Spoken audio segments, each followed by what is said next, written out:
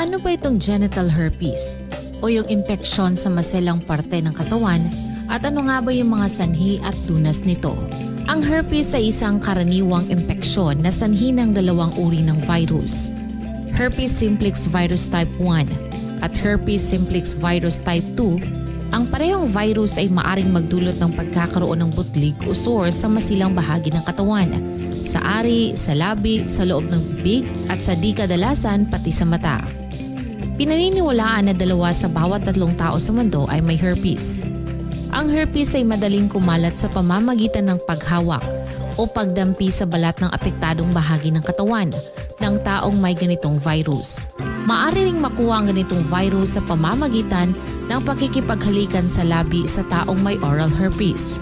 Ang mga balat sa ari, bibig at mata ay madaling pasukan ng ganitong virus. Ang ibang bahagi ng balat ay maaari lamang mapasukan ng herpes virus kapag nagkaroon ng sugat, pangangate at iba pang butlig o sores. Ang herpes ay higit na nakakahawa kapag ang mga sores ay namumutok at namamasa, sapagkat ang likido na mula sa herpes blisters ay madaling magkalat ng virus. Ang pinakakaraniwang sintomas ng genital herpes ay ang pagkakaroon ng makakati at mahahapding mutlig sa ari ng pareho sa babae at sa lalaki, kasama rin pati sa puwitan at itaas na hita. Sa kasalukuyan, hindi nagagamot ang genital herpes at maaari itong lumala habang tumatagal. Gayunpaman, maaring gamutin ang mga sintomas nito. Upang hindi lumala ang kondisyon, nire-rekomenda ng mga eksperto ang pagpapatibay ng ating immune system para hindi maging malubha at pumipigil ng panunumbalik ng herpes outbreak. Bisitahin lamang ang Doc Alternativo Branch para malaman ang mga paraan sa pagpapatibay ng ating immune system gamit ang tamang pagkain at tamang tubig. Pakinggan po natin ang isa sa mga gumagamit ng ating mga services. Isa si Teresita Kaapay kung saan nagkasugat-sugat ang kanyang mga balat. Ngunit ngayon ay gumaling dahil sa pagsunod sa 7 days cleansing program at pag-undergo ng vitamin C IV. Yung sakit ko po, hindi po panghirap po, pamayaman na po kasi sabi ng ibang doktor. Wala po pagkabata ko po, ramdam ko na po yung sakit ko. Hanggang po sa na lang po ako naging teenager po.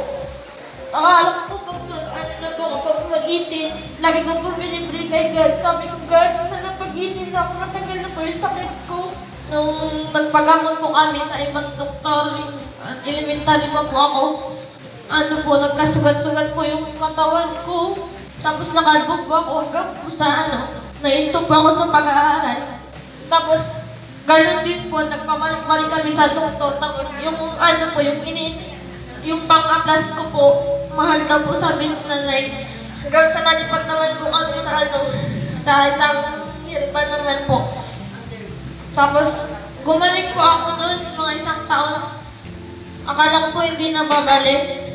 Tapos, hanggang sa ito na naman pong buwan na po ito, naman po yung sakit ko, naglala na po. Tapos marami na po akong nararamdaman po, di po yung mata ko, nahirapan na din po ako.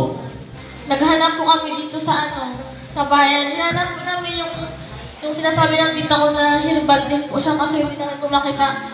Tapos hanggang sa nakita namin po yung doctor alternative po. Doon po kami nagpa-check up. Tapos thank you din po kasi ako kasi sa magulang ko kasi yung gamot po dito, hindi po namin kaya. Yung isang box po sabi ni Doc, tapos sabi ni Doc, para daw po mabawasan po namin yung pambayad, magpa-member na po kami. So nagpa-member po kami, tapos nagbalik po kami hanggang sa nakaproduce po ng pirasil na yung magulang ko po na makabili po ng pag-cleansing po. Nagbigay po si Doc ng mga procedure kung paano inumin, kung paano gumamit, tapos kung paano ko po yun i-apply sa sarili ko.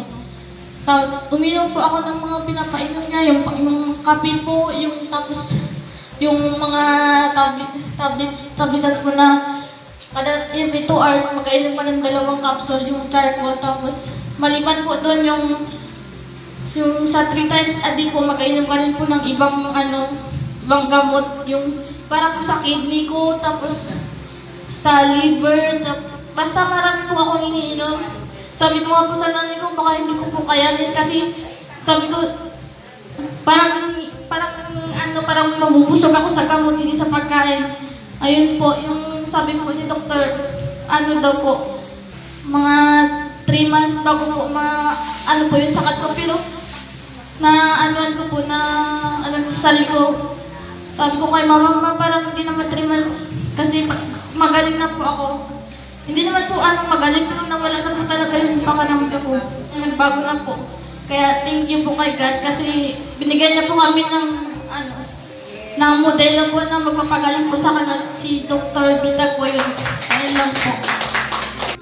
Para sa inyong mga katanungan, maaari po kayong tumawag o mag-text sa ating hotline 0946 967